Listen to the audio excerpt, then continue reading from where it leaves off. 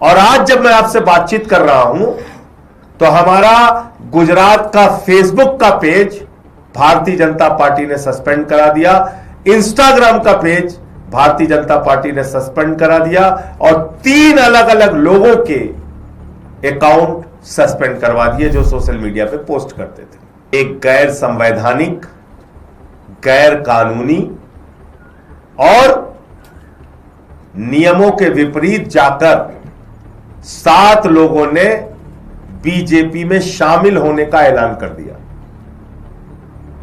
यह कानूनी रूप से पूरी तरह से गलत है और जो एंटी डिफेक्शन लॉ है, जो साफ तौर पे कहता है किसी भी प्रकार का स्प्लिट, ब्रेक अवे फैक्शन, किसी भी प्रकार की टूट असेंबली और राज्यसभा लोकसभा में नहीं हो सकती, उसको कोई वैधानिक मान्यता नहीं है। शिवसेना, राष्ट्रवादी आणि आता आम आदमी पक्ष, शिवसेना आणि राष्ट्रवादीची 2 शकले पाडल्यानंतर भाजपला आम आदमी पक्षातील 7 खासदारांना फोडण्यात यश आले आहे। राघव चड्डा यांच्या समवेत 7 खासदारांनी भाजपमध्ये विलीन होण्याचा निर्णय घेतला आहे। या खासदारांवरती आता आम आदमी पक्षाने देखील कारवाईची टांगती तलवार सुरू केली आहे। आम आदमी पक्षाकडून या खासदारांवर गंभीर आरोप केले जात असून त्यांच्यावर कठोर कारवाई कशा पद्धतीने करता येईल याची पत्रकार परिषदेत माहिती देण्यास सुरुवात केली आहे। या खासदारांना थेट गद्दार असा उल्लेख करण्यात आला आहे। शिवसेनेतून एकनाथ शिंदे वेगळे झाल्यानंतर त्यांनाही गद्दार उपले गेले होते। आता या 7 खासदारांना देखील गद्दारांचा टॅग लागला आहे। नेमकं आम आदमी पक्षाने या खासदारांवर काय कारवाईचा इशारा दिला आहे, जाणून घेऊया त्यांच्याच पत्रकार परिषदेतून।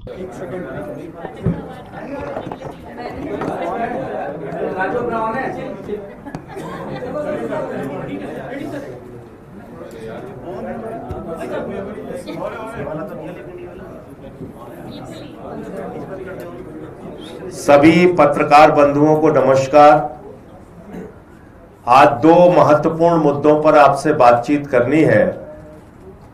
नंबर 1, गुजरात में जिस तरह से आम आदमी पार्टी के पीछे भारतीय जनता पार्टी पड़ी हुई है और वहां हमारे सोशल मीडिया के पेज को इन्होंने सस्पेंड कराया है, और दूसरा जो 7 लोगों के टूटकर बीजेपी में शामिल होने का मामला है, जिसमें आज उपराष्ट्रपति महोदय को और जो हमारे चेयरमैन है राज्यसभा को आज पत्र दूंगा, उनको डिस्क्वालीफाई करने के लिए, उनकी सदस्यता को रद्द करने के लिए। तो ये 2 विषय है जिस पे आज आपसे बात करनी है।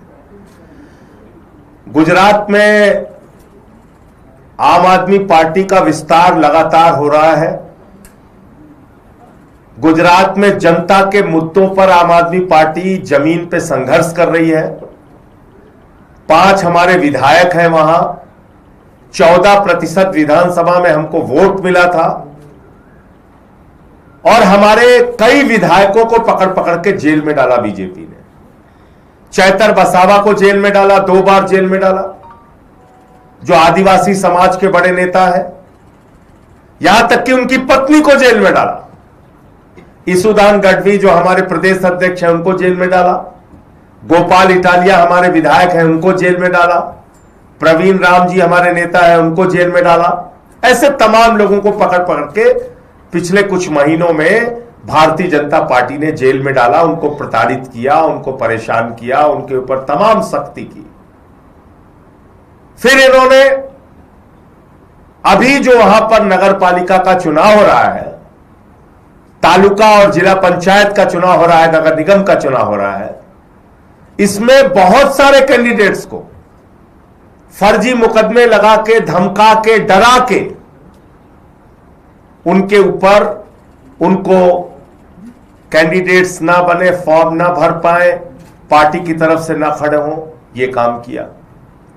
फिर हमारे कैंडिडेट के ऊपर फायरिंग करवाई।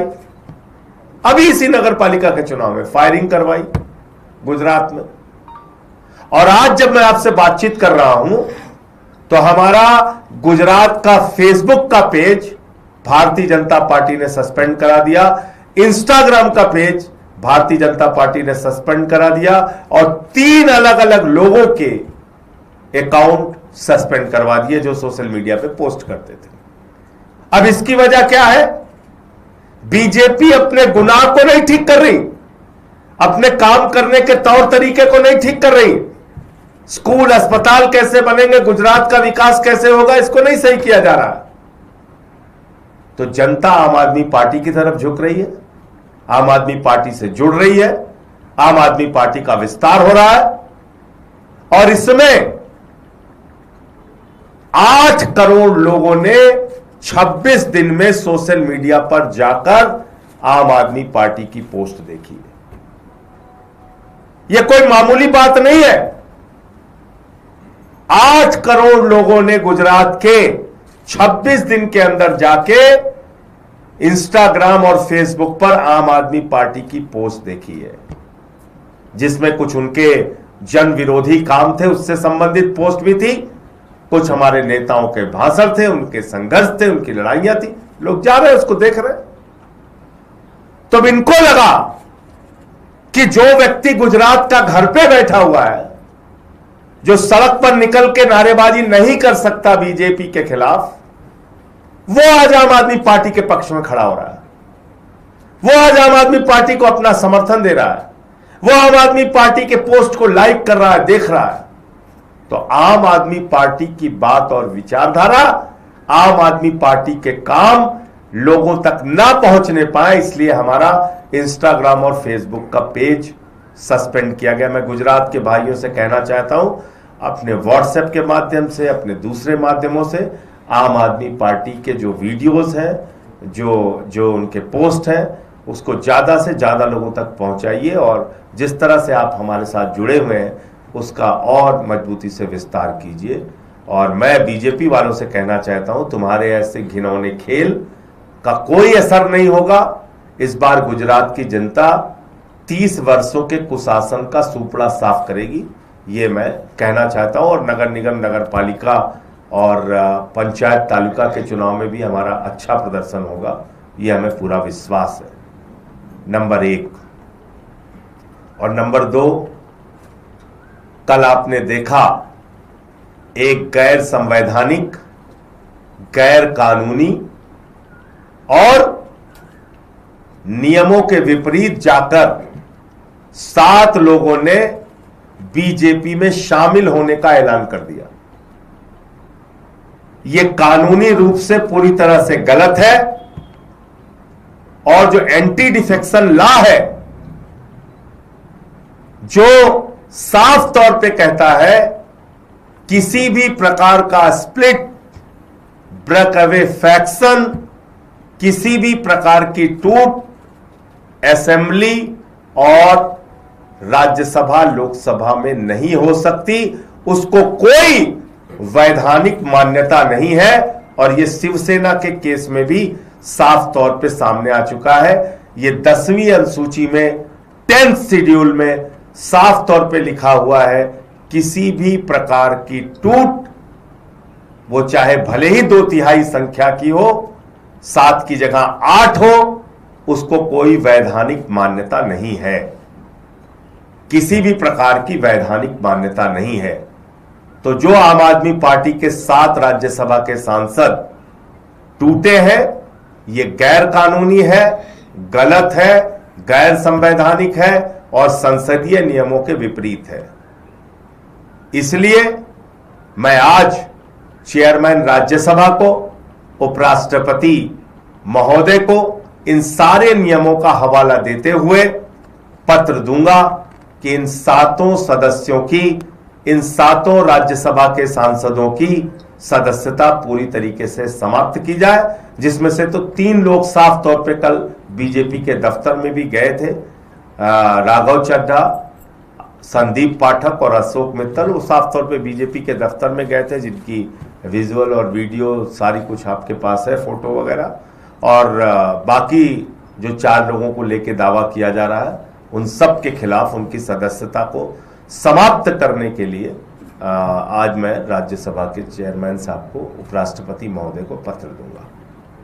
आपके कोई प्रश्न हो आप पूछ सकते हैं। सर, प्रवेश वर्मा के आरोपों पर क्या कहेंगे? उन्होंने एक बार फिर से आरोप लगाया। प्रवेश वर्मा के द्वारा जारी की गई सारी फोटो पूरी तरीके से फर्जी है, झूठी है, बेबुनियाद है, और इसलिए मैं प्रवेश वर्मा और जो भी टीवी चैनल ऐसी झूठी तस्वीर को अपने चैनल पर प्रचारित करता है, प्रसारित करता है और केजरीवाल जी को बदनाम करने की कोशिश करता है, उनके खिलाफ मानहानि का केस किया जाएगा, ये बिल्कुल स्पष्ट करना चाहता हूं।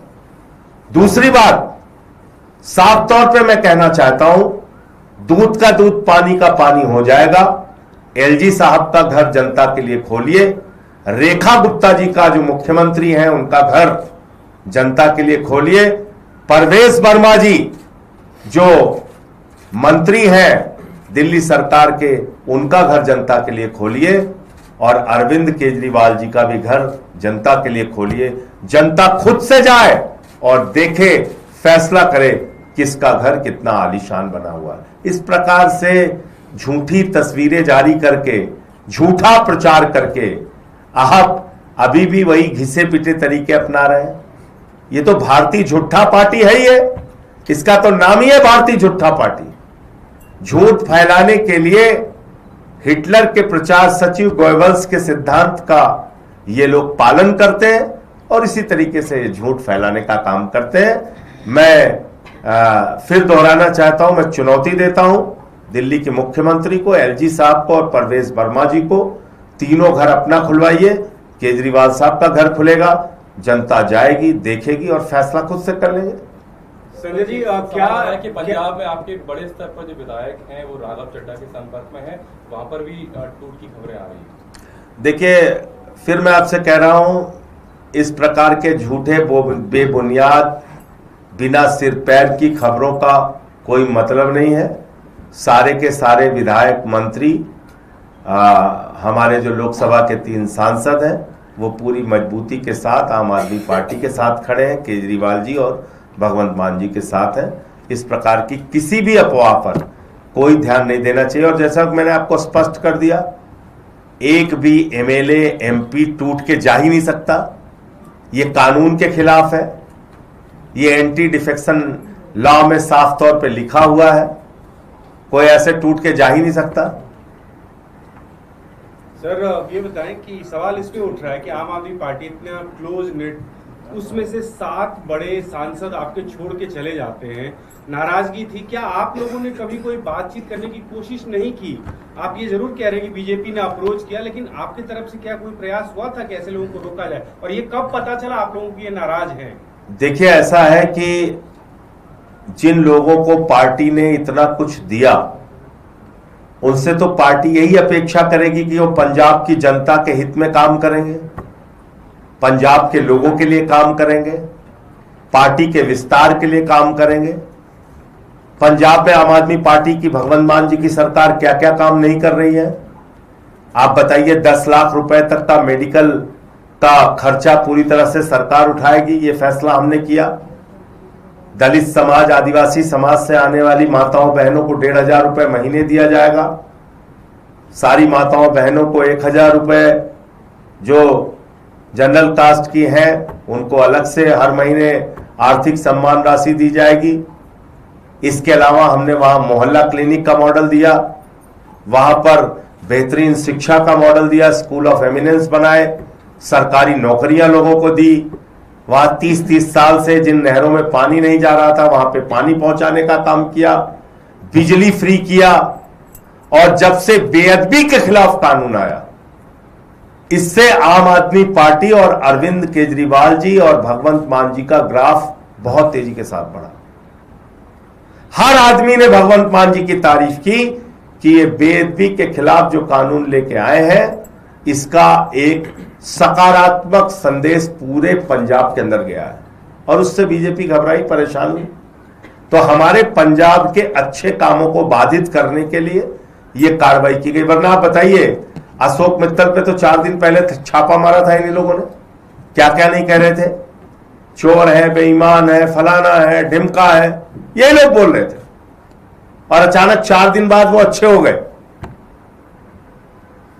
तो ये भारतीय जनता पार्टी की वॉशिंग मशीन है। वहां जो जाता है वो चाहे जितनी भी गलती किए रहे, धुल के साफ हो जाता है। ये किया है। पार्टी को सर कब पता चला कि इतने सांसद छोड़ के जा सकते हैं? क्या ये अंदाजा था आप लोगों को? देखिए, जिस दिन अशोक मित्तल के घर पे ईडी का छापा पड़ा था और इतने बड़े पैमाने पर पड़ा था, उस दिन से ही आशंका थी। उसके पहले की तैयारी रही होगी तो मैं नहीं कह सकता, लेकिन उसके बाद से चीजें बहुत साफ तौर पे दिखाई दे रही थी।